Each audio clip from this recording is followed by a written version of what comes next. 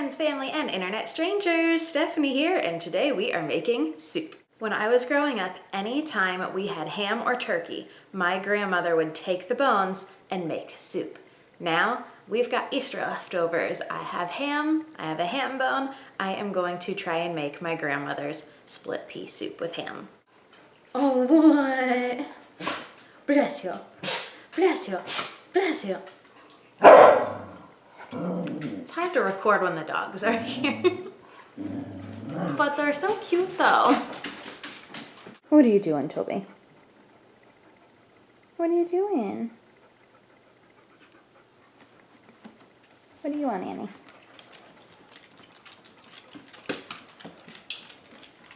Okay, and they're off. Okay, the dogs have decided they're gonna go sit at the door for 3 hours and wait for my mother to get home. It would be really helpful if I had the recipe for my grandmother's split pea soup with ham, but I don't. She didn't write down recipes that often, and we cannot find this one anywhere, but I scoured the internet looking for ones that looked similar, and now I'm gonna take bits and pieces of each, which is kind of what I do with all of my recipes. I look up kind of how to do it and then figure out what's gonna work best for me. So we're gonna try this in my handy friend, the Instant Pot. As with pretty much all of my cooking videos, I'm gonna start by dicing up an onion, this time a full onion, as well as 4 stalks of celery. Here's a question. Why do grocery stores not sell celery by the stalk? Because I very rarely use the entire package. Seriously, grocery stores, if we wanna combat some of the food waste, single people are not gonna use an entire thing of celery most of the time. Sell it by the stalk. I'm also going to peel and chop 4 carrots. I want to get pretty equal amounts of onion, celery, and carrots to add into this. I turn my Instant Pot onto the saute function, add about a tablespoon of olive oil, and then I'm gonna mince up these 2 cloves of garlic, throw them in there with the onions, carrots, and celery. I'm gonna saute this for about 3 to 5 minutes, just getting it lightly translucent. Then I'm going to season, but not too much. Only about a 1/4 teaspoon of pepper, and I did measure this one out, a 1/4 teaspoon of thyme. I didn't want to overpower that too much. I'm not adding salt because I have a ham bone. I do add a bay leaf though. The ham bone has plenty of salt. I'm also going to be adding some chicken broth in a moment, and that has salt as well. But you can add it to taste if you'd like at the end. I use 1 pound of split peas. I did not soak these in advance. You don't have to, just drain them and rinse them. But now I'm having a problem. They don't want to come out of the strainer. Now, I was trying to do this one-handed because I had my phone in the other hand trying to record a TikTok at the same time. I put the phone down, grab a spoon. These peas do not want to come out of the strainer. They do not want to be cooked. Maybe they're afraid of the Instant Pot. I get it. My mother's also afraid of the Instant Pot.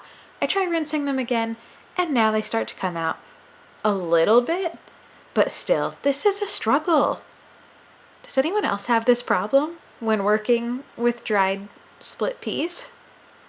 Comment below if you do. I reserved about a cup of my leftover ham, diced that up and threw that in as well, and then added in 4 cups of liquid. I used chicken stock, but you can also use water if you don't have stock on hand. When I was little and I would go over to my grandmother's house, she did not have a ton of toys for me to play with there. So she would give me a pot of water and a bunch of spices, and I would make soup. I would just take a bunch of spices from her spice shelf and dump them in the water and stir them around while she was cooking, and that was my soup. My skills have improved since then. I am going to put the cover on this, set it to sealing, and then I'm going to cook this on high pressure for 15 minutes, followed by a 15-minute natural release. The soup is in the pot. Dance party time. No, you still don't get to see my dance party. When it's done, I stir it up, take out the bay leaf, and really incorporate those peas, and I was very proud of myself. This was the perfect consistency I was looking for. About halfway into making this, I remembered that I had attempted to make split pea soup before and it didn't go well, so taste test. Let's see if it worked out better this time.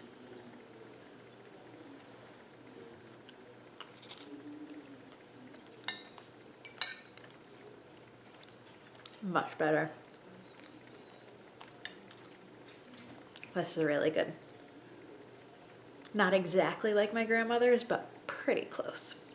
Thanks so much for watching. I have new cooking videos coming out every Sunday. Best way to not miss any of them, hit that subscribe button and even the little notification bell if you want to. Thanks so much for watching.